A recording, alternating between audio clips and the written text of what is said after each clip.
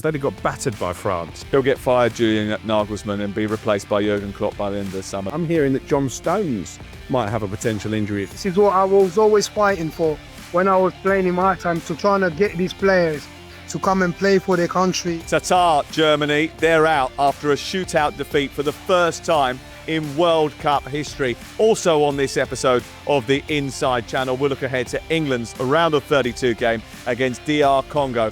This is the Inside Channel. I'm Sam Matterface. He's Alex Crook. Welcome along. I'm in Houston, Texas, just after Brazil have managed to score a last-minute goal in a dramatic, wonderful game here in Houston earlier on today against Japan, knocking out Crook's dark horses, funnily enough. However, it has been a seismic day, hasn't it? We're going to get on to England a little bit later on. We're going to preview the game against DR Congo with one of DR Congo's very best players of all time, Lomana LuaLua. You'll remember him from Portsmouth, Newcastle United.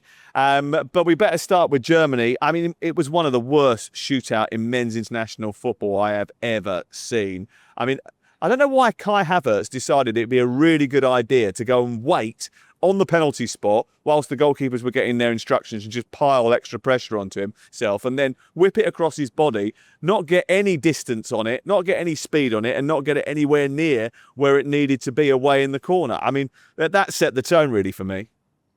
Yeah, but they still nearly got out of jail, didn't they? When Paraguay missed back-to-back penalties, I thought actually the Germans were going to get through. Mind-blowing. After all, but it's been a really interesting last 15, 20 minutes that I've had watching a game in a local bar to my apartment with Americans, one of whom sort of knew his football, one of whom had no clue at all. And honestly, I had to talk him step by step through the penalty shootout, and he still didn't get the idea of sudden death. That went completely over his head.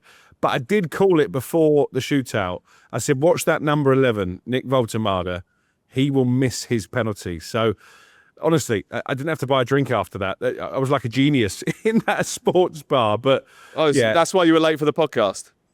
Well, maybe I might have enjoyed a tequila or two to celebrate my prediction skills, which have not yet come to the fore in this podcast before you jump in. Funnily enough. But listen, in terms of the bigger picture, I said it to you after they beat Curacao 7-1. I was at the game in Houston where you are.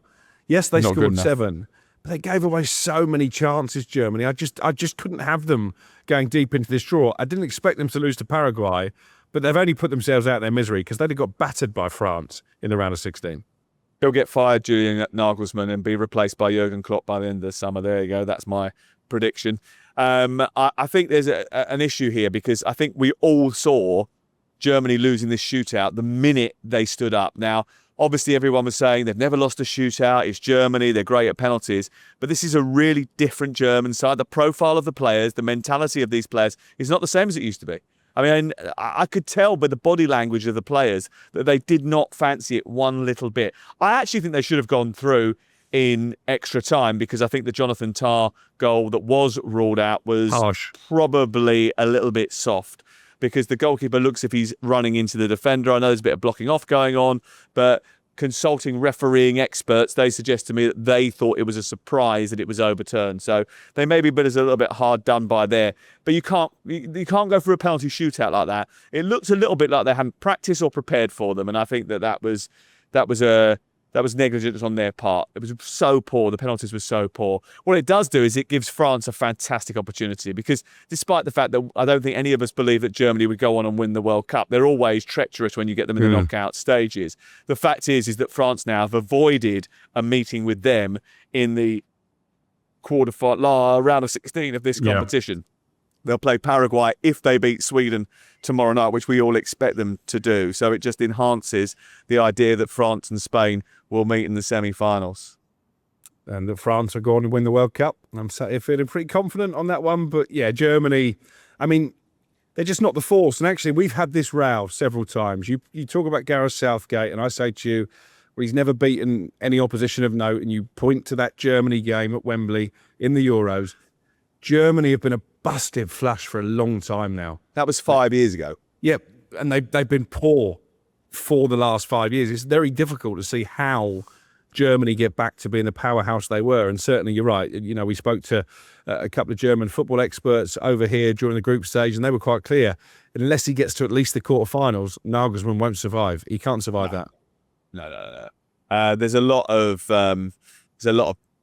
pushback to his style of management in Germany as well, I think. So I don't think it will continue after this World Cup. I don't think he'll be in charge for the Euros, that's for sure. Let's talk about Brazil, because I thought that they were tactically undone during the first half by Japan, but Japan ran out of steam, ended up sitting back too deep, invited too much pressure.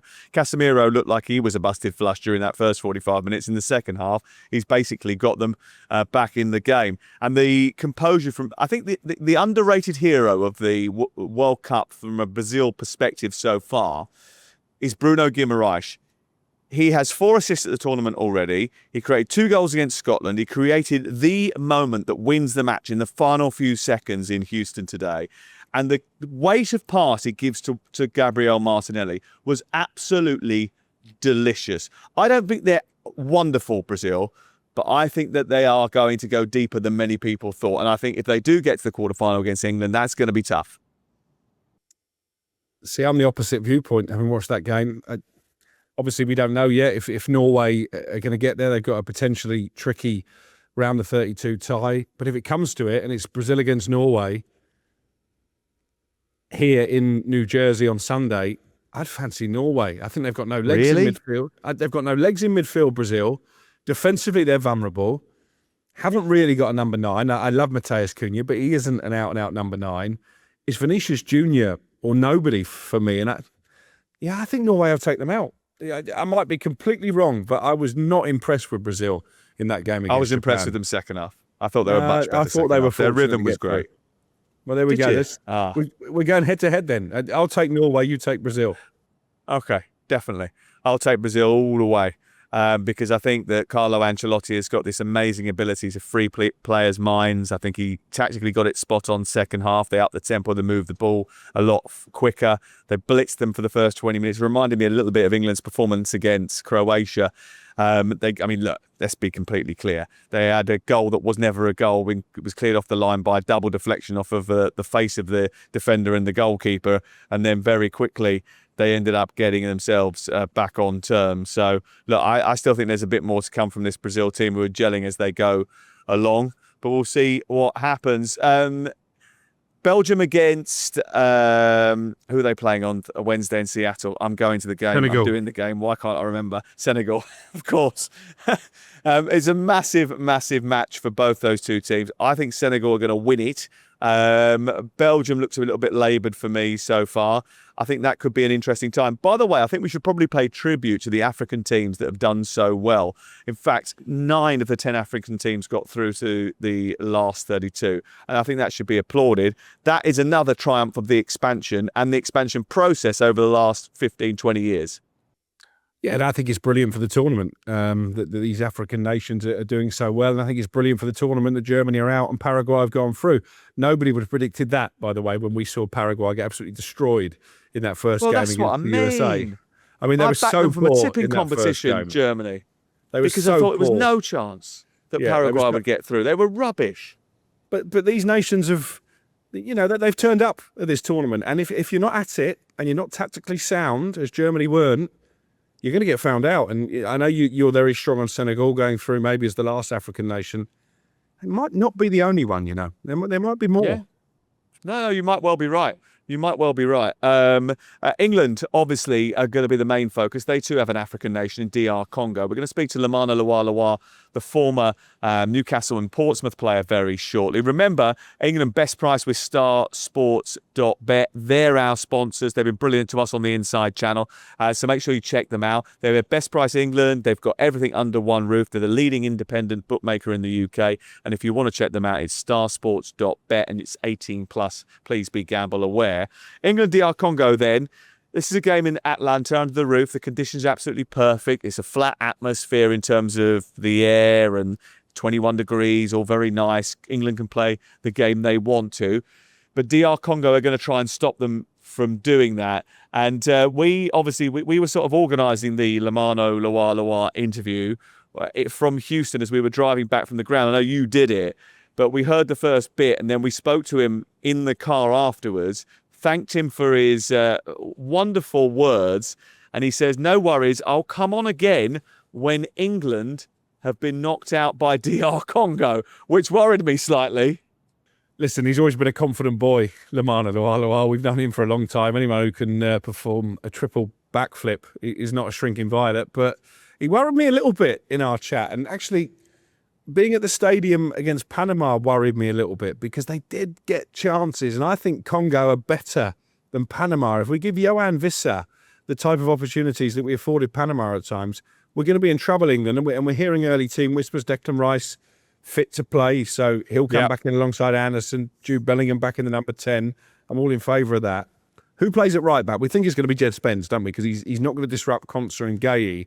I don't know if you've heard the same whispers, Sam, but I'm hearing that John Stones might have a potential injury issue, and that's why we've not seen anything of him since the first game. Yeah, that's all gone very, very quiet, hasn't it? I mean, I know that we were starting to hear stuff about that in the aftermath of the Panama game. It has not been confirmed. If he is suffering from injury, Reece James is suffering from injury, then England have got a bit of an issue. I don't think you can play Quansah there again, but I don't also think that is the right thing to do is keep disrupting the defence. At some point, you've got to find that a back four that settles together. Well, they won't disrupt the centre-backs. Again, that's the problem. He's turned his ankle. You're not going to recover from that in a few days. He said to Thomas Tuchel, I've done this before, it's 2 or 3 days. So, well, that's what he said. Listen, I'm not a professional athlete, but I used to tear my ankle quite regularly on the Sunday League, and it's painful. It's painful. It is, but he said he rinks him all right in 2 or 3 days, so he might be fit. But if not, Jed Spence will play at right back, another change at the back. O'Reilly will play at left back again, and the two the centre-half positions will stay the same. Rice comes back into midfield with Anderson and Bellingham, and then it's about whether or not you trust the wingers to go again. I think you have to give Saka his head. You have to let Marcus Rashford go again after what was a better performance, actually, on that left-hand side than Gordon had produced previously. And, of course, Harry Kane leads the line. So I think we know what the team is going to be roughly with Spence coming in for Quansah, if that is the case, although I think that's probably the only 50-50 call he's got to make. But whether or not they've got enough, what have they got to do differently? Well, for me, it's got to be ball speed, moving the ball around, which they did. But more importantly, it's the taking of the chances and making sure that when they get into the final third, they choose the right pass. They utilise the ball well. Because actually, against Panama, they did move the ball a little bit quicker on the edge of the penalty area. They did open things up. But then when they got into promising positions, they didn't utilise the ball effectively enough. And that is an issue that they have to resolve. At the end of the day, they won the game. They won 2-0. They were pretty comfortable, really. They just gave away too many counter-attacks. They've got to find a way of shutting that back door. But they didn't have Declan Rice. So you would probably suspect that with his presence, that's a little bit less prevalent. Do you think there's a danger that Thomas Tuchel is sending out a muddled message with the fact he keeps rotating the wingers? Because obviously Madueke started the tournament, Saka wasn't fully fit. I thought Saka started the game brightly enough, but he emptied quite quickly. So I'm still not sure that he's over the effects of that Achilles injury. And on the other side, Gordon and Rashford don't really know if they're coming or going, do they? Yeah, I know. It's a bit of a difficult tournament, though, isn't it? Because some days you think you're in Houston, some days you think you're on the West Coast, you're going by the wrong time or whatever. Some days you arrange to do a podcast and then realise that you're going to France, Sweden and can't possibly record it at that time, don't you? It's that kind of trip. I never know if I'm coming or going, so that's... There's a lot of muddled thinking going on, isn't there? No, I don't think he is muddling the minds of the wingers, and this is the reason why. I'll tell you why.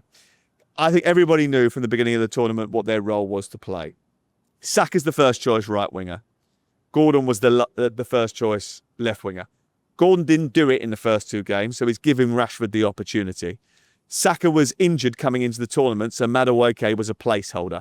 They've switched that round now, so Saka is back in the team. So I think it's pretty clear, the thinking. I think the thinking has been clear all along. So you're 100% I'm not worried about that. Saka will start this game? There's no thought in your mind that Madueke comes back in? Okay. No, Saka plays. If he's fit. Obviously, if he's not fit, then I would be shocked. I think he's fine. I think everything will be fine. From here on in, Saka will play. I'm giving him my full support. What do you think the score will be? Do you think England will get over the line with any sort of confidence? I think I could see this being a bit of a... Do you remember back in Russia in 2018, they played Sweden. I think it was in Samara. And they just played them off the park and beat them 3-0, and it was done and dusted. I can kind of see that sort of game. I thought it'd be tight against Ghana. I thought they'd win against Panama, and I think I said they'd win 2-0 and Harry Kane would score, and that happened. But I think this will be a more confident England performance. Yeah, I think Congo will play with a little bit more freedom because they'll believe they've got better players than Panama, and that might actually suit England. I think we might concede. Yep. I think we've been lucky not to concede in the last 2 games, so I'll go 3-1 to England. Okay, I'm going to go for 3-0 England, and I think they'll progress into the last 16 of the tournament, where they'll have to go to Mexico. And then, do you know what? We're not going to talk about that yet. We're just going to wait for that. All right, let's just wait to see what happens. Let's take it a step at a time, because I don't want to worry myself unduly. We need a favour from Ecuador, I think, before we go to Mexico. We could do with Mexico getting knocked out. Mexico never win knockout games at the World Cup, no. So let's just hope that trend continues and they don't get to the Azteca. Especially seeing as they've lost 2 of 68 at the Azteca, which is a great statistic. Right, okay, let's get the view of Lomana LuaLua, because he's been speaking to Alex about what's going to happen in this game between England and DR Congo. And if you don't know too much about DR Congo, what better than to get the sound advice and the guidance of a man not only who has played for and captained that team, but also who is there right now. Lua, this is a special moment for me because we've been friends for a long time. Very long time, very long time. I know how much your country means to you, so I know how proud you are that DR Congo are at a World Cup, they're in the knockout rounds, and they're going to be playing England. How do you feel? Yeah. Oh,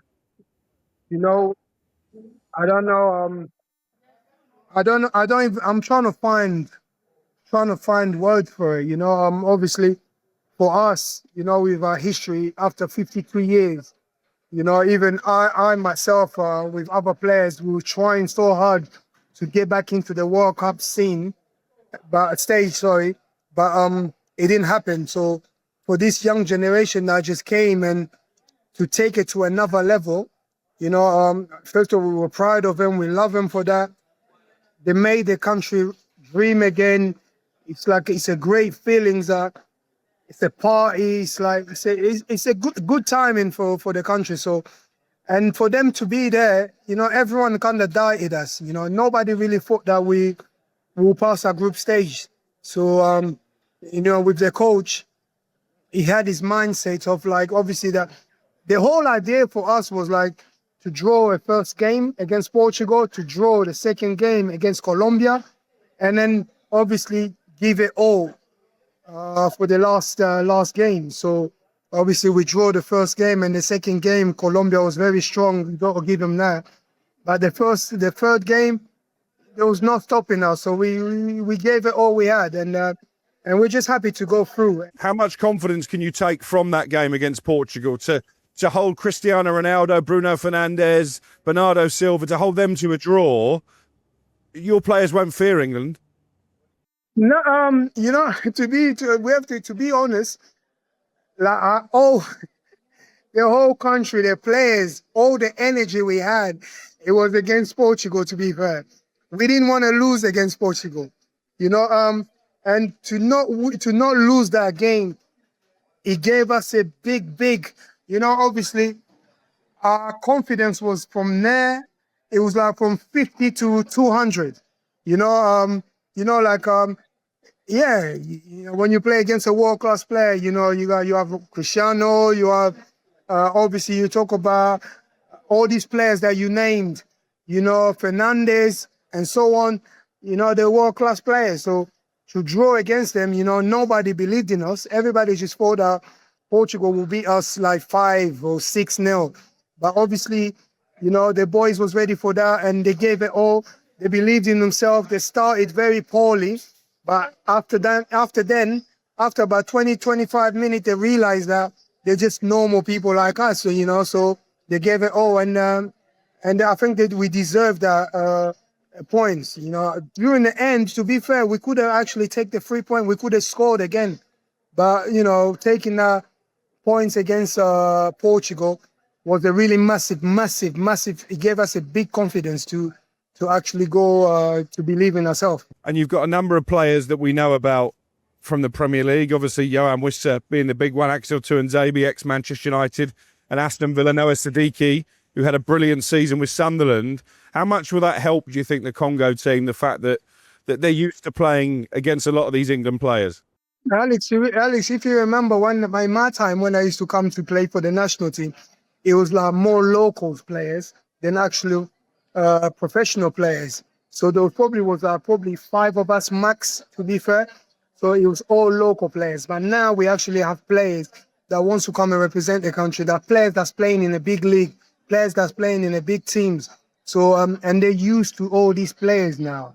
They know each player, so there's nothing to face. You know, in our time when you're playing with the local players, you will see someone like Eto'o, for example. He's dreaming like, oh, I can't believe I'm playing with Eto'o. I can't believe I'm playing with George Weah, or I can't believe I'm playing with JJ Okocha or Drogba. But now you have actually players that been in that scene. They know that professional level, so they're not afraid of anyone. So it's just another day for them. So, and that's kind of helping us, you know, to have all these players and to have all these players that want to come and represent the country. So this is what I was always fighting for when I was playing in my time, to trying to get these players to come and play for the country, you know, trying to persuade those players to come and play. But now, obviously, now, like I said, we're in good space. The Congo, the national team, in good space, and the players, they don't fear anyone. So, and that's a good feeling to have. Johan Wissa has been talking about what it might be like for him going back to Newcastle if he helps knock England out of the World Cup. Obviously, that's a former club of yours. You know how passionate the Newcastle fans are. Will he ever be forgiven if that happens? Tsunami. It should be. It's football. It should be. I'm sure they will accept him. Like, honestly, we have to look at it. Obviously, I love my Newcastle army. I love my Tsunami. I love my English. Because if there wouldn't be no LuaLua without England, to be fair. England gave me everything that made me who I am. But at the end of the day, you have to look at it's football. You know, when you play, when you're on that pitch, you fight for yourself, obviously. You fight, you want to show, because this is another way for him to show his coaches that he can actually cut it in a higher level. So it's football. I know, obviously, a lot of fans will be upset and this, but be in his shoes, what can he do? So he can only try to do his best for his country. He's making his name for himself, you know, like 3 goals in a World Cup. Come on, man. You know, 3 goals in 3 games. He's already a hero in our country. So, you know, and I think they should, I believe they will take him with both hands. You know, like it's football. It's part of the game. So I think it's fair to say you saw yourself as a flair player. You liked the sort of maverick side of the game. Do you think we've seen enough flair from England under Thomas Tuchel, or is it all a bit laborious, a bit tiresome? Certainly the last 2 games. You know, there's some of my players that I actually like. I'm not going to name no names, but they're actually on a bench. You have players that can take on players, you know. But England's a strong team, though. They have some strong players. They have some really, really good players. So it's good to have that competition between them. Like, but I still think 1 or 2 players that this is my opinion, I think should be playing. But hey, I'm not a coach. But yeah, they have a lot of flair players that on a bench can come on and do a better job to some of the one that's playing. So that's just my opinion. You know, as a flair player, I love to see this player. I still believe that to this generation, each team should always have 2 players that can make a difference. We don't want none of those boring games, pass, and no excitement. Football is entertaining.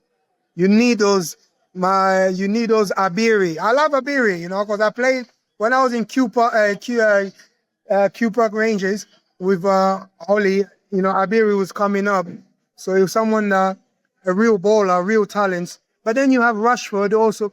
England have strength. They have some Saka. You have all these players, and I'm sure it's a headache sometimes to make for the coach to make that decision, but. With whichever team that will pick, I'm sure they will come on and do a good job. I'm sure they're looking for this game against against us. But hey, I can't really talk about much much about England. So I'm looking at Congolese side. So England are very good. It's a very good team that is going to be a very hard game for us. But as a player, you always want to play against the best. And for us, playing against England can only show the level of where we are as a national team. So Before I get your prediction for the game, I remember when you were a player, Ronaldinho was your big hero. Who excites you at this World Cup in the way that Ronaldinho did? no, it was my hero. No, Ronaldinho was my hero. I loved, but there was only one player for me to this day. It's Ronaldo, phenomenal. That's why I used to look up to Ronaldo. Obviously, skillful wise, you always, but Ronaldo was the main for us. So who's the Ronaldo this World Cup? Are you an Mbappe man? Are you Messi? Are you CR7? Are you Vinicius? Who's the player that you most like to watch? To be fair, I'm loving what's his name? Olzy, the French player, Bayern Munich player. Elise. Elise. This guy's playing football like it's like in a park. Football seems to be so easy for him. Like, obviously, I know he's not a goal scorer, but like when you talk of players, it's too easy for him.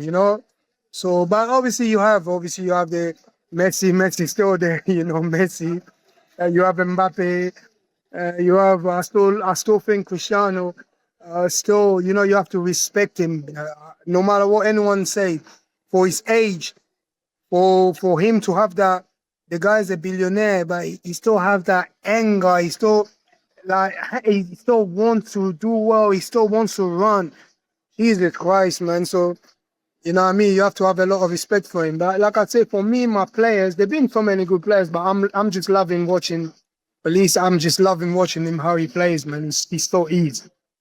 I'm pleased you said that because I actually picked out Elise before the tournament as potentially the player of the tournament and France as the winners. So all these years later, you and I are still on the same wavelength. Give us your prediction then. England against DR Congo in Atlanta. I think it will be a draw. I think we'll win on penalties. Wow. I mean, that would be dramatic. But I think I'll go for a draw. Superb.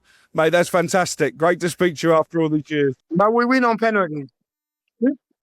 We've got one of the best keepers in the tournament at the moment, I believe. Our keeper's on fire at the moment. So yeah, he certainly is. Congo have been brilliant. I would say good luck, but obviously I won't mean it. But thank you for joining the Inside Channel, mate. Really appreciate it. Thank you.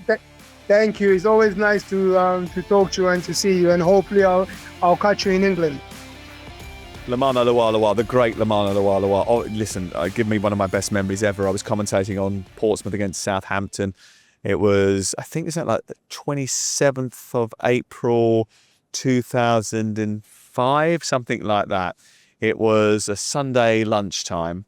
He scored twice and made a third in a 4-1 victory over Southampton for Portsmouth, and then was substituted in 27th minute because after putting them 4-1 up, he did a triple somersault and pulled his hamstring and never played again for the rest of the season. But what a fantastic performance that was from him. And he was a brilliant player for Portsmouth in that era. Terrific. And he's a great personality. I know that because you think you're cool, don't you? So you tried to go out with him a few times and go toe-to-toe with him, didn't you? And you looked very out of place.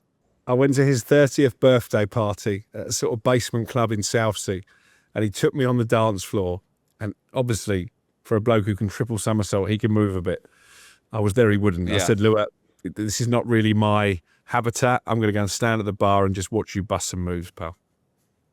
Yeah, okay. And you said it just like that to make yourself even cooler, didn't you?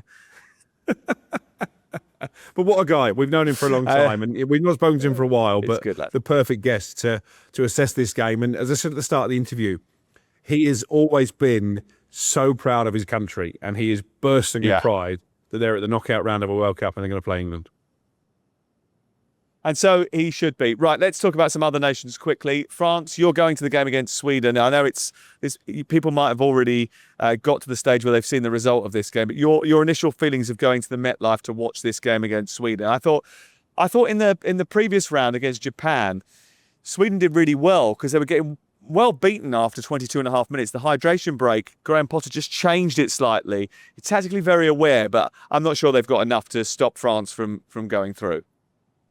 I'm really excited about this game. I saw Messi in Dallas, and that was a sight to behold as he broke that record for the most goals at the World Cup. We were both there when Harry Kane became England's record World Cup goal scorer. I've seen Modric this tournament, and I can't wait to see Kylian Mbappe, who will be at some point, maybe even between now and July the 20th, the record World Cup goal scorer. France were my pick at the start of the tournament. Not seeing anything to deter me from that. So, yeah, looking forward to it. I was at the Home Alone Hotel actually today doing a bit of coverage on this game, and I do wonder by the end of it. That's not what it's called. It's called the Plaza, but it's the Home Alone Hotel for me. But I do wonder if at the end of it, a bit like Kevin McAllister in that film, Kylian Mbappe is going to be asking the Sweden defence, "Have you had enough pain, or do you want some more?" Is that what he said? I think you've misquoted him. When he was chucking buckets down the stairs. I'm not sure that's the direct quote. You do look a little bit like Marv. If Marv and Joe Pesci had a baby, you'd be it, wouldn't you? What a good-looking baby that would be. The old man derby, Portugal against Croatia, is overnight on Thursday. Let's talk a little bit about the game I'm going to, Belgium against Senegal. I really fancy Senegal because I just think that they're very physical, strong, fast, move the ball really well. They're very competitive. Ismail Assar is fantastic. Obviously, Sadio Mane has quality. I just think that Belgium look a little bit old and slow, really. I've got to be honest with you. I don't think they've got the dynamism to be able to compete with Senegal. What else catches your eye? What about the United States of America? They have got quite a nice road to the quarterfinal, haven't they? Yeah, but it's funny speaking to the American supporters.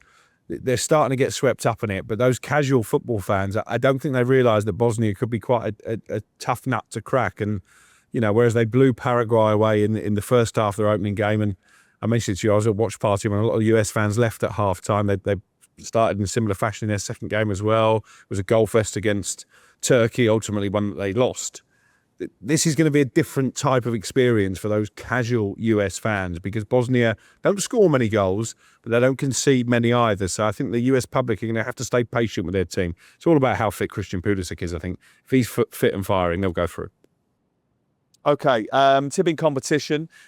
If Haaland scores in the game between Norway and Cote d'Ivoire, Ivory Coast, then you will go within 4 points of me after I drop points because Germany were useless today, which means my Germany-France double has been scratched out. So you've got to place a bet going forward for the next couple of days. What have you gone for? Well, I actually picked this before full-time in the Germany game because you were doing very well up to that point. And I thought if you can't beat them, join them. So you've made a very strong case for Senegal to progress. So my tip is Senegal to qualify. Oh, you're joking. I was just about to change my bet to Senegal to win in 90 minutes. I've gone Senegal to qualify. If you think they're going to do it in 90 minutes, you can't change your bet. You've already submitted it. Well, it was only 10 minutes ago before we started the podcast. I can change it whenever I like. I'm going to go for, all right, okay, I am going to change it. I'm going to go for Senegal to win in 90 minutes and Ismail Assar to score. There you go. Bold. Bold. That is bold. This could be a game changer. Could be a game changer. It's all irrelevant because you've doubled down on Spain. I've doubled down on France. France are going to win the World Cup. If the World Cup finished tomorrow and Erling Haaland gets that goal and then France win the World Cup, I win the competition, don't I? Done. Yeah, but the World Cup doesn't finish tomorrow and there's a couple of more rounds yet. I don't know if you've remembered that. And if it does finish tomorrow, you have to go home. And I know right now you're having such a great time that that's not really on your agenda. Okay, thank you very much to Star Sports Bet for making sure that we've got brilliant facilities and being superb sponsors and supporters of the podcast, the Inside Channel. If you want to check them out, it's starsports.bet, over 18s only. And remember, their best price England on absolutely everything during the course of the tournament. And if you want to bet on the World Cup, it's the place to be. They've got virtual casinos, lives, everything that you need. Just go to starsports.bet. It's over 18s only. That's it from us. Make sure you like and review and subscribe to the Inside Channel. Tell your friends about us. We've got other great guests to come over the next couple of weeks as we continue our journey across North America. I'm off to Seattle at 5 a.m. in the morning. I'm sure you're on your travels as well. Where are you going, Crook? I'm going to the bar over the road to watch Netherlands against Morocco. As we always say, I work, he networks. We'll see you soon.